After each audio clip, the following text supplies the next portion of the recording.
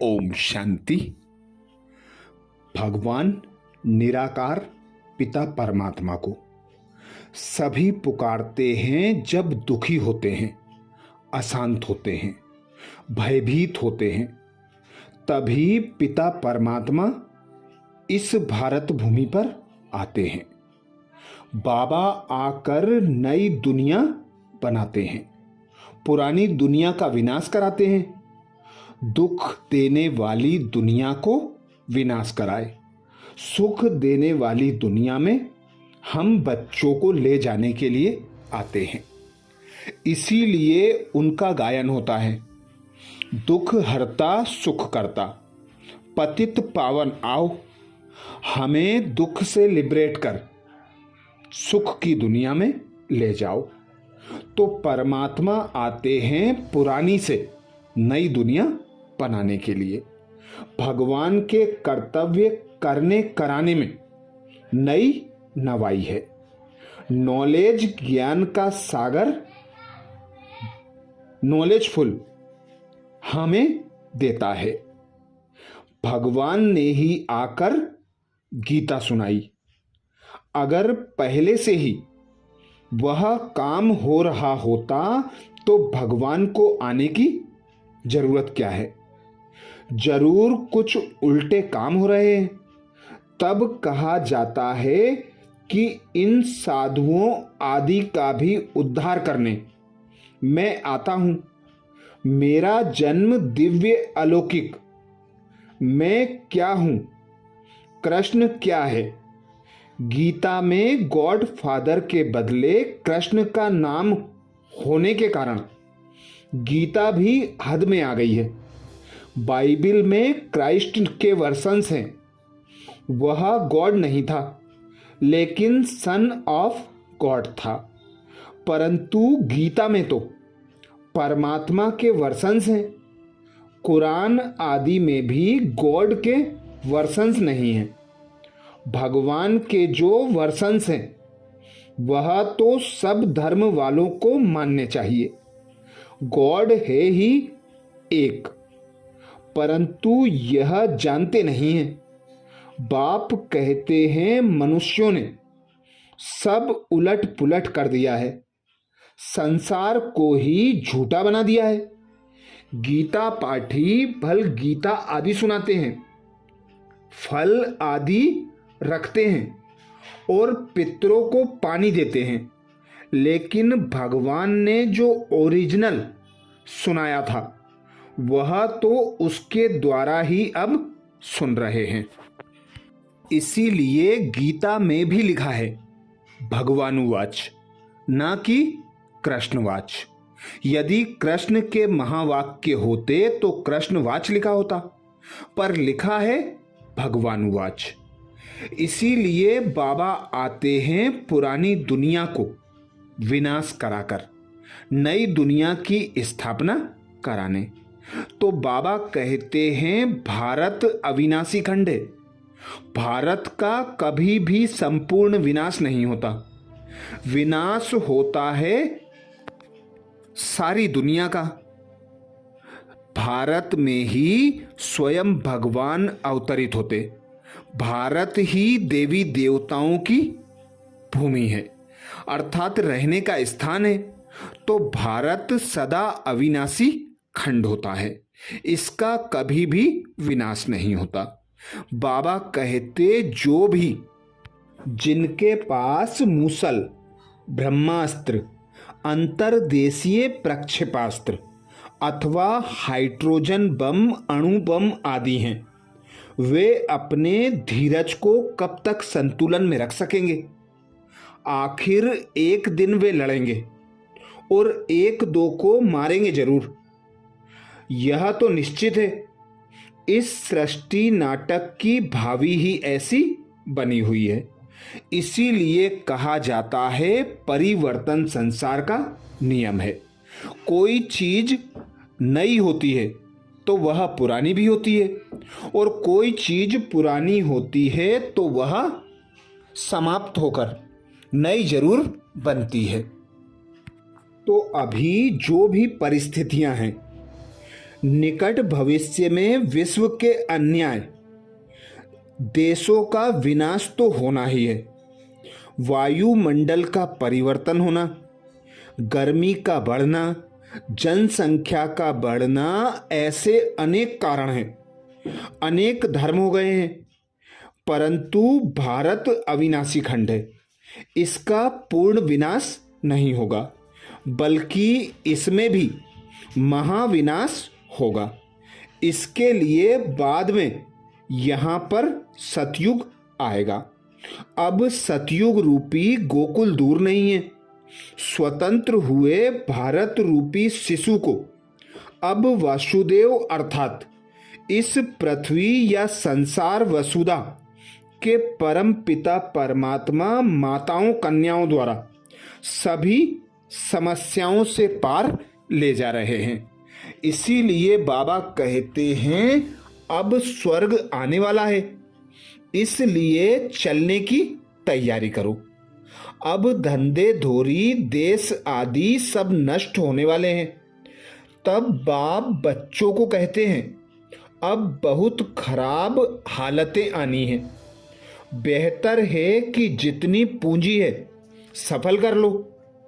ऐसे नहीं कि इतना कमावें जो हमारी वंशावली भी खाती रहे।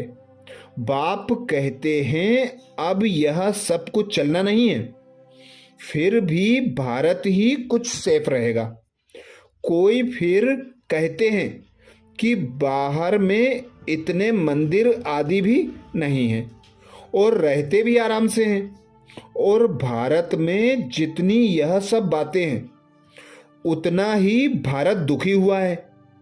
लेकिन यह भी तो समझने की बात है कि वह सब आए ही पीछे हैं, तो उसी हिसाब से ही सुख दुख देखेंगे ना। ज्ञान से फिर सेफ्टी है, तो पहले से ही तैयार हो जाना चाहिए। यह है बाप की भविष्यवाणी। ऐसा कोई मनुष्य अथॉरिटी से नहीं बोल सकता, लेकिन जो जानी जाननहार है वह बतला रहे हैं। समझते हैं दादा ने यह संस्था रची, परंतु दादा से भी कौन करा रहे हैं, यह भी समझने की बात है। सबका पार्ट अपना अपना चल रहा है, सब पार्ट एक जैसा नहीं बजा सकते। यह भविष्यवाणी कोई देहधारी की नहीं है, निराकारी पिता परमात्मा ईश्वर अल्लाह गॉड फादर की है। इसीलिए बाबा कहते अब घर जाना है। पुरानी दुनिया को, पुरानी देह को, पुरानी देह के संबंधों को भूलते चलो। गीता में भी लिखा है नष्टो मोहा स्मृति लब्धा। और भी गीता में शब्द हैं मन मना भव मामेकम भव। इसीलिए बाबा कहते अब एक निराकार परमात्मा से बुद्धि लगा लो। मम्मा भी कहती हैं अभी हम सबकी बुद्धि परमात्मा की तरफ है, उनको ही दिल में बसाना है। परंतु बसाने का अर्थ यह नहीं है कि परमात्मा सर्वव्यापी है, लेकिन परमात्मा ने समझाया है कि जहाँ माया 5 विकार है, जहाँ दुख अशांति है, ऐसे अपवित्र स्थान पर मैं कैसे बैठूंगा। मेरे बैठने की जगह तो स्वच्छ चाहिए। मैं तो अपने ठाव अर्थात घर वाला हूँ। गुरु नानक ने भी महिमा की है कि तेरा ऊंचा ठाव है। ऐसे नहीं कि मैं सर्वव्यापी हूँ, मेरा कोई नीचे ठाव है, लेकिन मेरा नाम ही शिव है। मैं अपने नाम, ठाव और कर्तव्य वाला हूँ। अगर परमात्मा की बैठक सबके पास हो तो उनका रूप ही बदल जाए। इसलिए परमात्मा को फर्टाइल रूप समझ लिया है। जैसे यह आकाश है, अंदर बाहर फर्टाइल आकाश है, लेकिन परमात्मा कोई ऐसी चीज थोड़े ही है कई कहते हैं कि परमात्मा अखंड ज्योति तत्व है, लेकिन परमात्मा कोई यह तत्व नहीं है। परमात्मा तो ज्योति स्वरूप आकार वाला है, उसमें ही चैतन्यता है। बाकी फर्टाइल लाइट में कोई चैतन्यता नहीं है। जैसे यह आकाश तत्व जड़ है ना, इसमें हम जब आत्माएं शरीर के साथ हैं तब यहाँ रह सकती हैं, परंतु आत्मा जब शरीर बिगड़ है तो उनको रहने का स्थान भी ऐसा चाहिए जो हुआ छठा तत्व। तो रहने का स्थान और रहने वाला अलग अलग है। हम और यह आकाश एक ही थोड़े ही कहेंगे। भगवान कहते हैं कि मेरा रूप है। जैसे हम अब बोलते हैं तो उस बोलने का भी रूप है। जैसे तरंगे बनती हैं तो उनको फिर औजार के जरिए कैच करते हैं। वैसे तो आवाज बहुत हो रही है, लेकिन किसके पर्टिकुलर आवाज को पकड़ते हैं? सूक्ष्म इंस्ट्रूमेंट होता है जो उसको पकड़ता है। तो परमात्मा को भी दिव्य दृष्टि व दिव्य नेत्र से देख सकते हैं। परमात्मा ने 3 रूपों ब्रह्मा, विष्णु, शंकर द्वारा स्थापना, विनाश और पालना कराई है। बाकी यह कोई 3 सिर नहीं है। त्रिमूर्ति भी निराकार परमात्मा शिव को ही कहा जाता है, लेकिन निराकार को 3 सिर कैसे देंगे? इसलिए ब्रह्मा को 3 सिर दे दिए हैं। देवताएं भी 2 आंख 2 भुजा वाले होते हैं और कोई चेंज आदि नहीं होती। बाकी कोई लूले लंगड़े होते हैं, वह तो है कर्मों की बात। भगवान ने भी अहिंसा की युक्ति सिखलाई है। अहिंसा माना 5 विकारों को जीतना। हम विकारों के बस हैं।